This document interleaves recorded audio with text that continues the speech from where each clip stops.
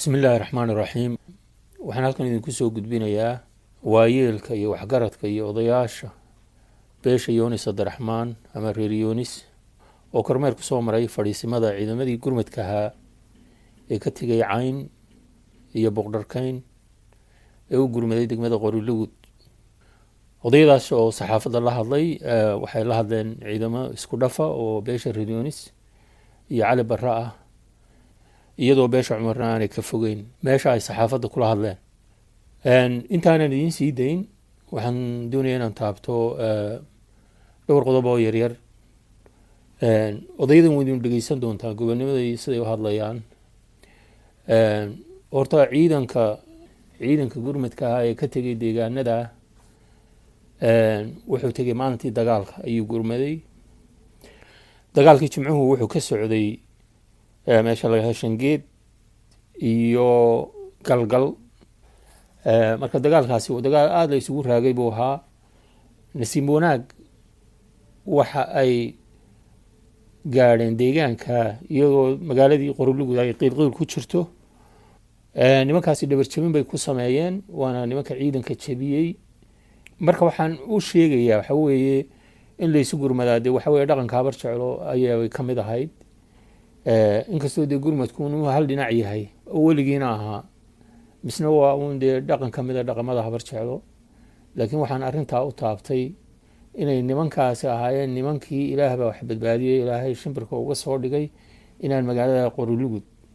wax gaadhin. dhabar jabintii ay ku dhufteen intaas oo teknika ah iyo ciidan aada u lixaad leh ayaa guusha qeyb weyn ka ahayd. ilaah baa weyne. marka labada qodob aan sheegaya waxa weeye ciidankan gurmanaya siba ciidanka reer Yoonis oo teknika ugu badan iyo ciidanka ugu badan lahaa waa nimankii lagaga baxay dagaalka Boqorkayn maalintii halkan Axmed Garaad baa ka dagaalamaya, halkaa nimankii Faysal Cabdi Bootaan iyo ciidanka qaranka Faysal la qabtay ayaa halkaa bartilmaameedsaday meesha la yiraahdo Boqorkayn. waxaan uga socdaa waxa weeye dagaalka Boqorkayn waxaa lagaga baxay reer Yoonis. waxaa ku dhintay waxa ahaayeen reer Yoonis iyo nin reeraha kale ah iyo 4-5 nin oo Cali Barra ah ku dhintay. waxaa kale reer Yoonis bay ahaayeen nimanka meesha ku dagaalamay. wax hiilo ay heleen oo qabiil shakhsiyaad mooyee ma jirin. taa waxaa u sii dheereed reeraha ugu aflagaadada xumaa lahaa magaaladiinii baa la gubay, aflagaadada wadi kuwan maanta loo soo gurmaday baa ugu horreeyey oo ugu weynaa oo ragga ugu cadcadi. inkastoo dee rag kale ka dambeeyeen nimankan ay ahaayeen oo beelahan loo soo gurmaday bay ahaayeen. marka waxaan ereygaa u sheegayaa gobonnimadu nooca ay tahay weligeed ahayd iyo sida ay habar jecla ahayd ayaan halkaa idinka tusaaleynaya. nimanka reer Yoonis ha u badnaadeena ahaa reer Yoonis iyo Cumar iyo Cali Barraba lahaa ee dagaalkaa galay ee ku liibaystay ee nimankaa dhabar jabiyey ee huwantii baacsaday. sidaa uma ay samayn inay magac ku helaan. intaa kadib gurmado badan oo kale oo habar jeclaha baa yimi. meeshu waa ceeriyoontay. huwan ciidanka ugu weyn wuxuu joogaa dhinacan iyo ama Sanaag ha ahaato ama ha ahaato Soonaha Og ha ahaato ama Boqorkayn ha ahaato, halkaas ciidamada ugu waaweyn u joogaan. waxa la isugu shubay Qorilugud wax weyn baa ku jira. marka waxa weeye 4 kooxood ayaa labana kor loogu qaaday dagaalkii jimcaha kadib, labana hoos loogu dhigay. labada kor loogu qaaday waxa weeye waa sheeko garxajis iyo walaalahay garxajis iyo wadani iyo sheeko noocaas ayaa kor loogu qaaday. waxaa kaloo kor loogu qaaday nimankii shirdaceedka ku yeeshay ceelaf weyn, shir aan suldaanka guud joogin oo aan lagu qaban gar adag, shir habar jecla ma aha. nimankii shirdaceedka ku qabsaday ceelaf weyn oo tiknikodoodii iyo howlahoodii iyo waxoodii oo dhan wataa meesha yimi. labada kooxood baa kor loogu wadaa. labada kooxood ee hoos loo dhigay ee magacoodaba la daayay ee waxaana saameynta ku lahaa ee horeysa iyo dambeysaba difaacday dalkan waxa weeye waa ciidanka qaranka oo mudnaanta koowaad mar walba leh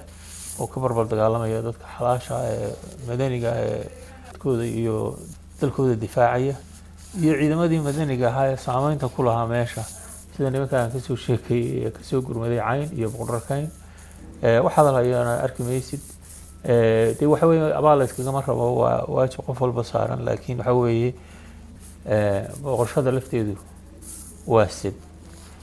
marka waxa weeye afartaa kooxood baa labana kor loogu qaaday labana hoos loogu dhigay meeshan marka waxa ka socda waxyaabo waaweyn baa ka socda inaan fahmayn marka dawladuna dee il waa u leedahay ha u yeelato haddii hay-ad sirdoonta iyo haddii hay-adaha kale tahayba waxaan idin kala baxaya odayga reer yunis oo hadlaya oo arrintii iyo gurmadkii ka hadlaya ciidamadiina la hadlaya aan halka waxaan ka salaamayaa ciidamada SSB iyo saraakiishooda qaranka iyo ciidanka qaranka ay istugsanayaan ayaanu halkan ku soo booqnay annagoo ah cuqaashi Yoonis Abdiraxmaan ciidamadan waa ciidamada SSB ee ku sugnaa Buqdarkayn fadhiyo ka mid ah aan gurmad u soo diray annagoo difaacayna deegaankayaga deegaamadeeda deegaan ka mid ah halkani waa galgal bay joogaan xabad baanu ku nimi waanu kaga saaray difaaca deegaankayagana waanu sii wadi doonnaa taasina waa deegaankayaga tanna anna kaale intaba waanu difaacayn aad iyo aad baa u mahadsantihiin ilaahay baa mahadle dowladda jamhuuriyadda somalilan iyo madaxweynahana waa u mahadnaqayaa maadaama ay iyaguna diyaar u yihiin shacabka ay mas-uulka ka yihiin inay difaacaan amar baa wada qabtaan dhammaantiin amar baa wada qabtaan inaa iska celisaan maanta amar baa wada qabtaan alaadintuna amar bay shalayna siiyeen waanu iska celinaynaa oo aad iyo aad baa u mahadsan tihiin oo waxa weeyaan sharcigoodaynu marinaynaa dhulbahanti iyo habar jeclo ways yaqaaniin waxaan leeyahay dagaalkaa aa ku baaqdeen ilaa garaadadiinnii waa idila qaadanay waana iska kiin celinaynaa waa inoo dagaal waxaa ka heshaan beli amar baa wada qabtaan dhammaantiin amar baa wada qabtaan waxa weeye dagaal baa naga go'an buuhoodlaanu tegaynaa laascarood baan tegaynaa aniguna baan soo xidhay waxa weeye waxa soo xidhataa cabbaayad ninkaagana nabad baan hayaa reer burqurkayn haddaanu nahay ama reer caymeed haddaanu nahay cidda kuma hadlayno qorlugud markaan kaftamayo reer habar jecloba ay gaadho labada reer isku soo horeeyaanu nahay haddaanu nahay reer Yoonis iyo Solmadow weligeeyaanu aanu isu gurman jiray waxaanu halkan waydin soo dhaweynaynaa waxaanu halkan ku soo dhaweynaynaa haldoorka iyo cuqaasha iyo haddii alla ka dhigo waxgaradka iyo ehlo karamka na soo booqday annaga oo ah ciidamada SSB qaybo ka mid ah oo gaar ahaan labada reer Yoonis iyo Cali Barre ka koobanayo haddii alla ka dhigo Cumar isna nagu dhow oo gaarka halkan isna jooga gaadiidkan iyo ciidankani wuxuu joogaa hadda ku sugan yahay meesha la yidhaahdo galgal gurmad buu yimi waa qaybo ka mid ah oo u soo gurmaday goobtii dagaalku ka dhacay maantii dhoweyd haddii alla ka dhigo una sii diyaara inuu hawlgalladiisa sii wato oo halkaa ka sii wato haddii alla ka dhigo ilaa iyo inta la helaya nabadgelyo ee ilaahay keenayo diyaar buu yahay cuqaali iyo waxgarad ciidankana waa ciidan jabsan waa ciidan diran wuxuu seexdaa dhaxan wuxuu seexdaa haddii alla ka dhigo wax kastoo uu arko wuxuu uga gudbay danihiisa iyo inuu cirdigiisa iyo sharafta iyo karaamada reerahooda inay difaacaan iyo qarannimada Soomaaliland bayna difaacaan ayay uga yimaadeen tarbiyada dhaxantale iyo waqtiyada adagna iyo duruufaha adagna ay u marayaan waana tababarkeeda iyo adeegeeda waa leeyihiin inay ilaa iyo inta ay soo afjarayaan xaaladda inay ku sii sugnaadaan oo sii jiraan anana waa ku hogaaminaynaa oo ku hor soconaynaa raxiim ciidamadan waa ciidamada SSB ee ku sugnaa Buqdarkayn fadhiyo ka mid ah aan gurmad u soo diray annagoo difaacayna deegaankayaga deegaamadeeda deegaan ka mid ah halkani waa galgal bay joogaan xabad baanu ku nimi waanu kaga saaray difaaca deegaankayagana waanu sii wadi doonnaa taasina waa deegaankayaga tanna anna kaale intaba waanu difaacaynaa waxaanu nahay cudud aan la dhayalsan karin waana soo dhowaynaynaa waxaanu leenahay soo dhowaada inamadiinnii baanu nahay ciidankiinnii baanu nahay iyagoo aan lacag ku qaadan ciidanka SSB iyagoo aan waxaan ku idhi tan kale aan kala hayn waxay difaacayaan dalkooda iyo dadkooda iyo deegaankooda meel kastana cidna ugama amar qaadanayaan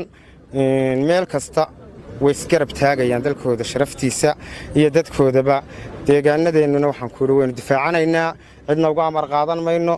dhammaan halka waxaan ka salaamayaa ciidamada SSB iyo saraakiishooda qaranka iyo ciidanka qaranka ay istugsanayaan ayaanu halkan ku soo booqnay annagoo ah cuqaashii Yoonis Cabdiraxmaan sidaa darteed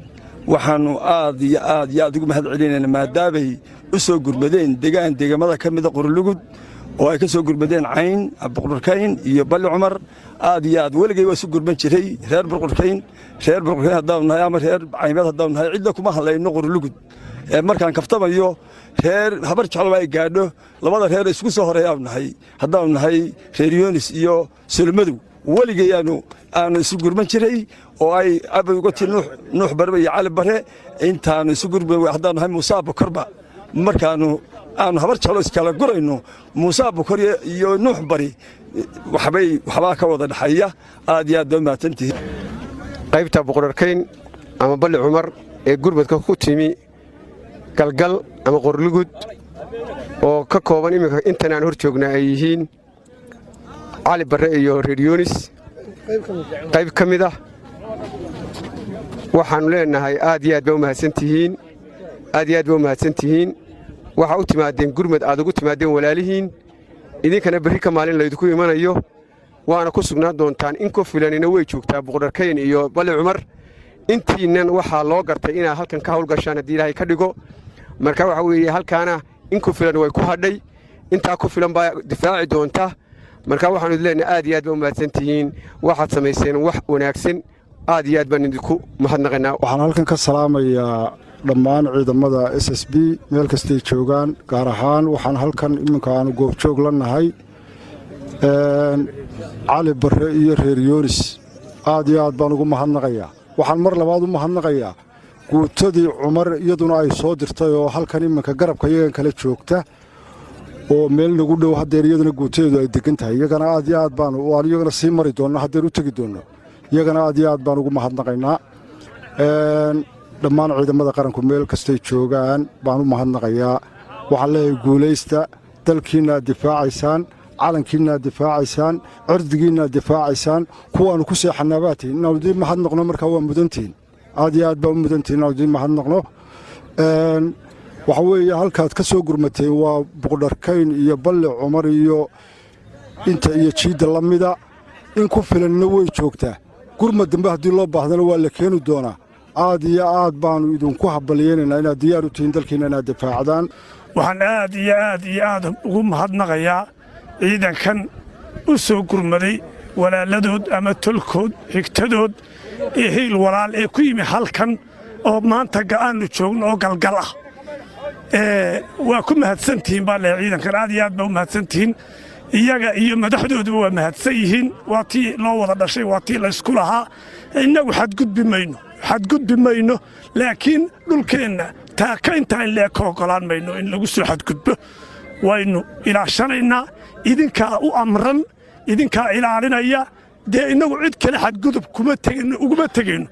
dhul kale iyo cid kalenu xadgudub ugu tegayna ma jirto waxa weeye laakiin dhulkeenna taa ka aqbali mayno mana ogolaanayno idinka iyo inta idinka maqan ee aa kaga timaadeen Boqorkayn iyo Balli Cumar iyo intay dhulka kale ku suganba aad iyo aad ba mahadsantihiin annaguna waxaanu odayadiinnii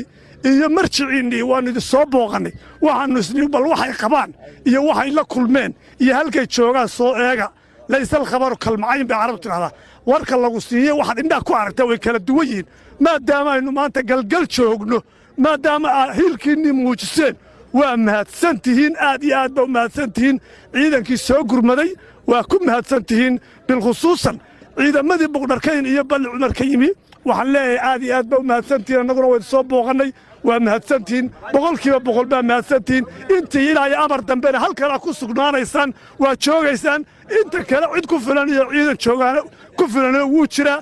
aad iyo aad baan idin salaamaya waxaannu halka u nimi inaannu u mahad celinno ciidanka SSB ee isugu jira cali bare iyo reer Yoonis iyadoo kii ciidankii cumarna nagu dhow yahay isaguna meel dhow joogo isagana aan u tegi doonno labadaas reer ciidankoodaan u mahad celinayaa waxaanan uga mahad celinayaa sidii wanaagsanayd ay ugu soo gurmadeen walaalahood maalintii dhoweyto markii lagu soo doontay deegaankoodii iyo magaaladoodii iyo dhulkoodii lagu soo doontay sax bay ku ahaayeen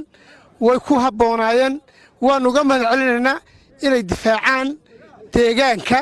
SSB inay difaacaan iyagoo aan xadgudub kale samaynin waxaan leenahay waayeel ahaan annaguna dee wixii aad naga mudan tihiin diyaar baannu u nahay inaannu idinla shaqayno dhallinyaro ahaanna waxaannu idinka rajaynaynaa in deegaanka cadowga ka difaaci doontaan markii hore waxaannu moodaynay somalilan iyo mucaarad ku kacsan inay dee isdilayaan baynu moodaynay deedna waynu iska fadhinay weligeed somalilan umaynaa gurban milatarigeeda innagoo shacaba laakiin dee markay soo dhaaftay ee shacabkeennii faraa lala soo galay ee kuwii xoolaha la joogay la laayey ee kuwii waalaaya meelaha wareegaya la dilay tani waxay keentay dee in deegaanka iyo dadka la difaaco aad iyo aad baa u mahadsantihiin ilaahay baa mahadle dowladda jamhuuriyadda somalilan iyo madaxweynahana waa u mahadnaqayaa maadaama ay iyaguna diyaar u yihiin shacabka ay mas-uulka ka yihiin inay difaacaan habar jeclo waxaas mar walba lahaa nabadgelyada ilaaliya salaadiinta iyo boqorrada iyo waxgaradka waxa weeyaan waxa maanta halkaa dhulbahantay inagu gaadhsiiyey waxa weeyaan waa nabaddii salaadiintu hayeen salaadiintuna amar bay shalayna siiyeen waannu iska celinaynaa oo aad iyo aad baa u mahadsan tihiin oo waxa weeyaan sharcigoodaynu marinaynaa dhulbahanti iyo habar jeclo ways yaqaaniin waxaan leeyahay